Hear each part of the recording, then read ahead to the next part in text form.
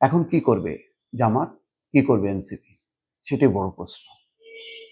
Doctor ইউনূসের যেই ভাষণ, সেই ভাষণের বিষয়বস্তু, তার বিরুদ্ধে কি এখন আন্দোলন করবে? অর্থাৎ ইউনূস সরকারের বিরুদ্ধে কি আন্দোলন শুরু করবে?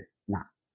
কালকে যেই ৮ দলীয় জোটের তাদের যে প্রেস কনফারেন্সে, তাতে তারা নানা রকম তাদের ক্ষোভ, দুঃখ, হতাশা, কোনো কোনো ক্ষেত্রে সমর্থন, এই বিষয়গুলো ব্যক্ত করেছে। এনসিপিও বলছে যে আদেশে অস্পষ্টতা দেখছে। তো ওই অস্পষ্টতা দেখছে, এটার যে আসলে কোনো মানে অর্থহীন, এটা তো বিএনপি বারবার বলছে। তো এইটা এনসিপিরও মনোভূত হয়নি। মানে নির্বাচনের আগে এই গণভোট নিয়ে বা জুলাই সনদ নিয়ে, তার আইনি ভিত্তি নিয়ে, এইসব ইস্যু নিয়ে শেষ পর্যন্ত জমল না। না জমার জন্য অবশ্য বিএনপির একটা কৌশল কাজ করেছে, যে ২৩৭টা আসনে নমিনেশন দেওয়ার পর সারা দেশে আর জুলাই সনদ, গণভোট, এগুলি মাথার মধ্যেই নেই। মাথার মধ্যে হচ্ছে এই একে কেন নমিনেশন দিল, ওকে কেন দিল না, একে দেওয়া উচিত, ওকে দেওয়া উচিত না, এইসব নিয়ে চলতেছে আভ্যন্তরীণভাবে। এটা নিয়ে হুড়োহুড়ি, মারামারি, পিটাপিটি, খুনোখুনি সবই হচ্ছে। কিন্তু সেগুলি সব আগামী নির্বাচন ক্ষমতা নিয়ে, জুলাই সনদ নিয়ে না, গণভোট নিয়ে না। ফলে এই বিষয়টা এত বেশি এখন মানে ম্রিয়মাণ হয়ে গেছে এই পরিস্থিতির কারণে। তার মধ্যে আবার আছে শেখ হাসিনার বিচার। আওয়ামী লীগ এটা নিয়ে কর্মসূচি করছে।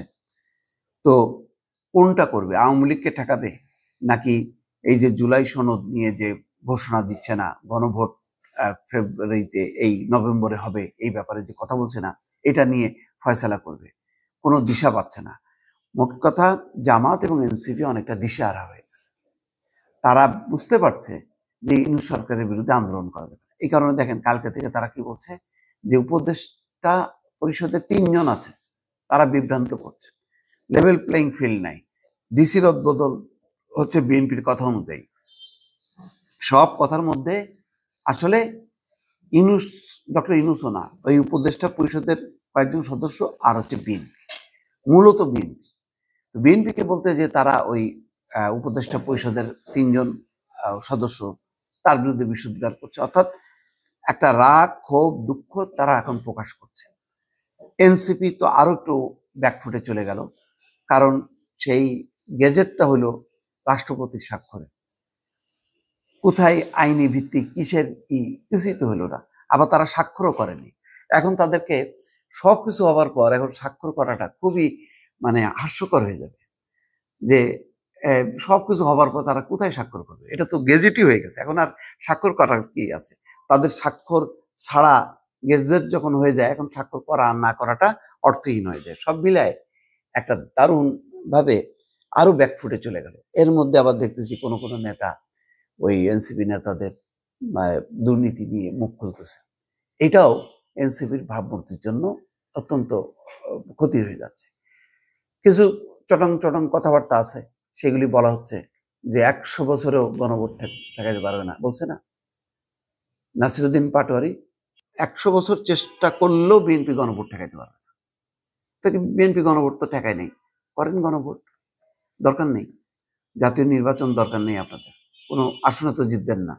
গণভোটে হ্যাঁ ভোটটা জয়যুক্ত করেন, দেখেন পারেন কিনা। আমি তো বলবো যে এখন গণভোট চ্যালেঞ্জের মধ্যে পড়লো। বিএনপির ওই যারা ভোট দিতে আসবে দলে দলে, তারা যদি ওই একদিকে তার প্রার্থী আর একদিকে যদি না দেয়া শুরু করে, বিপদ আছে, কিন্তু খুবই বিপদ আছে। তাইলে বিএনপির রাস্তাটা আরো পরিষ্কার হয়ে গেল। কিন্তু বিএনপি একটা কমিটমেন্ট আছে, যে যেটা আমরা দক্ষিণ প্লাজায় স্বাক্ষর করছি সেটা আমরা বাস্তবায়ন করব। বিএনপির অবস্থাটা কিন্তু পরিষ্কার, নড়চড় করেনি। কিন্তু জামাত জুলাই সনদ নিয়ে গণভোট হবে, ওইটার এখন বাড়তি আবার চলে গেল উপদেষ্টা পরিষদ, প্রশাসনে। এইগুলি এখন মনে হচ্ছে যেন একটা বিভ্রান্তির বেড়াজালের মধ্যে ঢুকে গেছে জামাত। এনসিপির এটা আরো মানে, তারা যেমন আদেশে স্পষ্টতা দেখছে না, অস্পষ্ট দেখছে, তাদের রাজনৈতিক অবস্থানও অস্পষ্ট। এত বড় ঘটনার পর নাহিদ ইসলাম এসে পুরো বিষয়টা ব্রিফ করবে, সে কিন্তু ছিল না, ছিল আক্তার হোসেন, তারপর নাসিরুদ্দিন পাটোয়ারি, তারা। তারা বেশ কিছু কথাবার্তা বলে সামনে আসছে, বিএনপি বিরোধী কথাবার্তা বলে।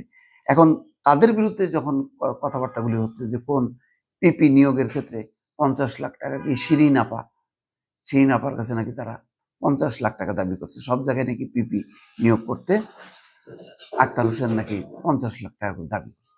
এখন নিজের ঘর সামলাবে নাকি ওই জুলাই সনদ নিয়ে বাড়াবাড়ি করবে নাকি নির্বাচন করবে, একটা গুবলেট একটা অবস্থা। ফলে এই ভাষণের পর এখন সামনে যে নির্বাচনী চ্যালেঞ্জ, এই নির্বাচনী চ্যালেঞ্জের মুখে পড়ে কিন্তু জামাত এবং এনসিপি অনেকটাই এলোমেলো হয়ে গেছে। এখন এটা কিভাবে কাটাইতে পারবে সেটা হচ্ছে জামাতের জন্য একটা চ্যালেঞ্জ। জামাত এই ধরনের সংকট সত্ত্বেও ঘুরে দাঁড়াতে পারে, সেই ইতিহাস তাদের আছে, কিন্তু এনসিপির বিষয়টা আরো কিন্তু অস্পষ্ট হয়ে গেল। জুলাই সনদে নিয়ে তাদের যেমন অস্পষ্টতা তারা দেখছে, তাদের রাজনৈতিক অবস্থান, নির্বাচনী কৌশল, সেগুলি আরো অস্পষ্ট হয়ে গেছে।